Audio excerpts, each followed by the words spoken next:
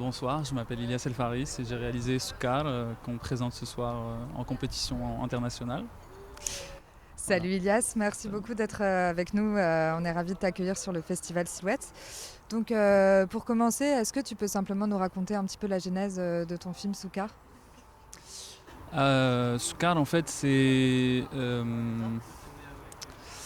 un peu complexe comme origine. En fait c'est vraiment un concours de circonstances. Il y a eu d'abord une commande en fait du CNAP qui est le Centre National des Arts Plastiques et du Grec qui est le groupe de recherche d'essais cinématographiques et en fait donc c'était vraiment, il y avait un impératif de temps, de petites formes, etc. Et en fait ça m'a poussé à écrire quelque chose qui était Souka, que je n'ai pas réalisé pour cette commande, puisqu'en fait ça a débordé la commande. En tout cas ça m'a poussé à comment dire, à devoir accoucher en fait de quelque chose. Et du coup j'ai fonctionné de façon très éclatée, très surréaliste en fait. J'ai vraiment écrit ce film comme un jeu surréaliste avec des motifs que j'avais, c'est vraiment des restes en fait de tiroirs, de plages, de trucs, etc. Ça c'est vraiment pour le côté comment dire irrationnel en fait du processus. Par contre, il y a une origine beaucoup plus comment dire beaucoup plus ancré dans le réel, qui est le contexte de l'interdiction des libertés individuelles au Maroc, des interdits, voilà. Et en fait, en 2013, il y a eu un fait divers qui s'appelle le baiser de Nador, qui concernait deux adolescents, donc un couple de 15 ans qui ils se sont embrassés. Il y a une photo de ce bisou, et en fait, ça leur a valu une incarcération.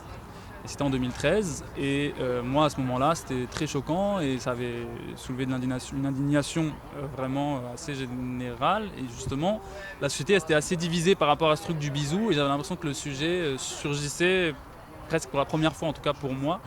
Et c'était vraiment quelque chose quoi. Il y avait eu une espèce de kiss-in qui est comme un sit-in mais où les gens étaient censés s'embrasser, etc. à Rabat, qui avait été complètement perturbé par un mec qui voulait vraiment frapper tous ces couples qui s'étaient réunis pour montrer leur solidarité avec ce jeune couple, donc des mineurs en fait. Et en fait, le kissing n'avait pas eu lieu. Enfin bon, il y avait vraiment une espèce de, j'avais une amertume comme ça, une colère par rapport à ça. Je comprenais pas où allait vraiment le pays. Je sentais que c'était un endroit en tout cas assez sérieux. Enfin, le Maroc a plein de problèmes. Je dirais pas que le problème des libertés individuelles, bien sûr, mais je veux dire que c'en est un. Et en tout cas, ça a existé à ce moment-là très fort pour moi. Je pensais pas du tout en faire un film. Et une fois que je réfléchissais à faire un film en fait avec une vision sur la plage, enfin, c'était vraiment quelque chose qui n'avait rien à voir à la base. J'ai commencé à faire du collage et c'est apparu. C'est apparu parce que la police montait qui effectivement parade quotidiennement sur cette plage pour surveiller les couples qui sont là hors mariage. Donc ils demandent les papiers, ils peuvent demander de l'argent, etc. Donc il y a une espèce d'insécurité sur ces plages qui sont des lieux en fait romantiques, comme c'est universel. La plage c'est un lieu où les couples se tiennent la main, s'embrassent, rêvent, etc. Et au Maroc c'est la même chose avec une tension supplémentaire qui en fait crée cette espèce de contradiction un peu violente, un peu absurde, un peu burlesque. Voilà. Et du coup tout s'est cimenté autour de ça. Et en même temps, j'ai fonctionné comme un jeu, vraiment avec des motifs, le bâton de sucette, le pied de parasol, l'échelle, enfin voilà, tout ce qu'on voit, tous les accessoires, etc. La balle de raquette qui est aussi la balle de la sucette. Enfin voilà, c'était vraiment un truc un peu ludique. Donc c'est vraiment, voilà, je fais une réponse un peu complète, parce que c'est vraiment tout ça en même temps en fait. Voilà. Ouais. Et en effet, ensuite, si tu peux nous parler du ton, parce que c'est vrai que ton film traite en effet d'un sujet qui est assez lourd, qui est assez sérieux, voire triste, enfin voilà, sur les libertés individuelles, etc. Et il y a un ton finalement assez léger dans le traitement de ce sujet, voire burlesque, et même une forme d'optimisme à la fin, d'espoir de liberté. Est-ce que tu peux nous parler un petit peu justement de ces choix de tonalité que tu as donné à ton film? Oui, alors en fait, pour moi, ce que je voulais réussir, c'est précisément la tonalité pas accablée en fait, parce que je veux dire, on manque pas de films qui accablent et qui rappellent à quel point de ce côté-là de la Méditerranée c'est dur et tout, et du coup je voulais qu'il y ait vraiment le souffle et la force d'un couple qui triomphe par amour et par vitalité du contexte. Et c'est pour ça que la fin, l'arrestation est détournée comme une espèce de balade romantique sur les chevaux au moment du coucher du soleil, etc. Comme si en fait ils avaient gagné ça, c'était la cerise en fait, et que c'était pas tant on est arrêté que. Et donc il y avait ça, et puis il y avait surtout l'idée de qui n'est pas une espèce de provocation comme ça, très premier degré, d'accablement ou de victime en fait, mais plutôt d'avoir l'innocence, donc la naïveté de la forme, les enfants, les adolescents, etc. Mais aussi, comment dire,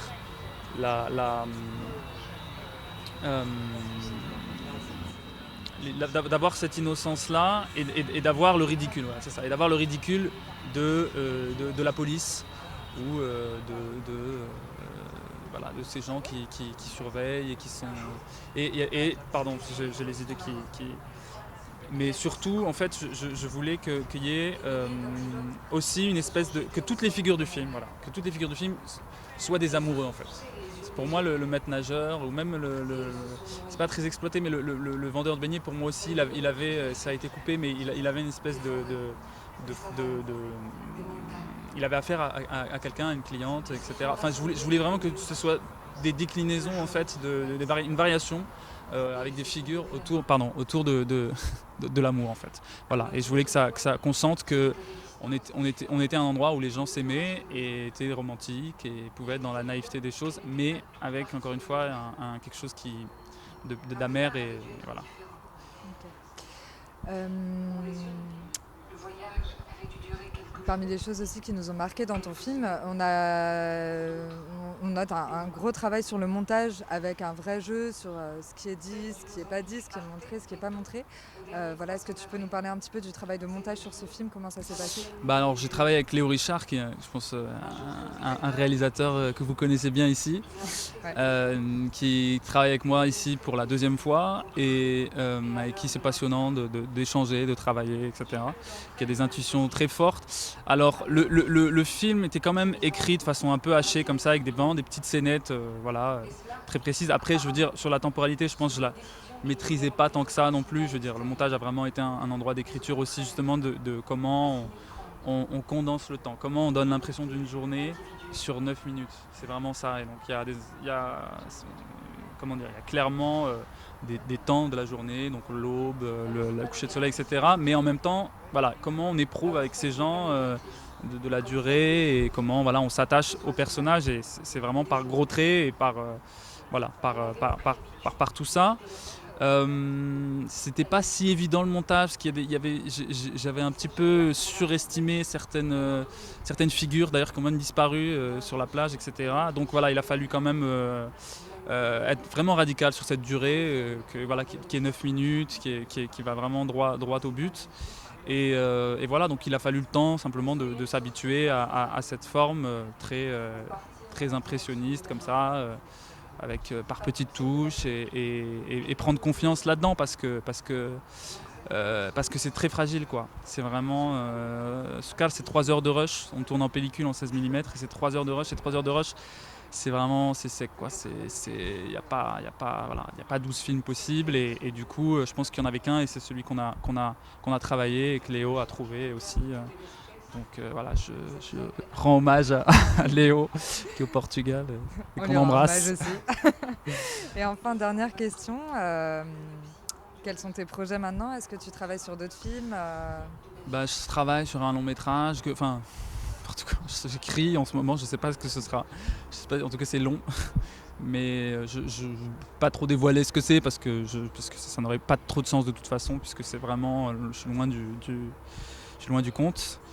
Je me rends compte que je suis en train de louper le film de Maxime. Que je pourrais pas lui dire que j'adore ton film. Bon, du coup, non, voilà, je travaille sur un film encore une fois au Maroc.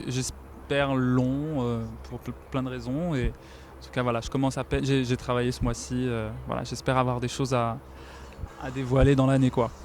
On a hâte de voir ça. Merci beaucoup. Je vous remercie pour l'invitation et pour tout. Et puis à tout de suite. Merci. Merci.